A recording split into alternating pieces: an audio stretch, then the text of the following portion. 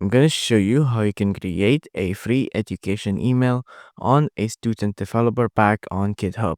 First off, you want to go to this website up here, education.gitcut.com/pack/join, and then you want to click on this button on yes, I'm a student. So to get a free education email, of course, you will have to be a student and you need to be over 13 years old. You will need to be able to verify your student status. So from here, just click on yes, I'm a student.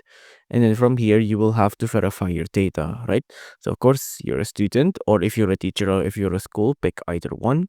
Now, you see, you will have to submit all of your data here, right? So you have a GitHub account, be at least 13 years old, be currently enrolled in a degree or diploma, granting course to a course of study from a recognized educational institution, and be able to provide documentation from your school which demonstrates your current status.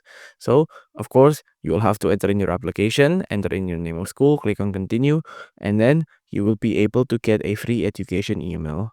If you enjoyed this video, please do consider liking and subscribing.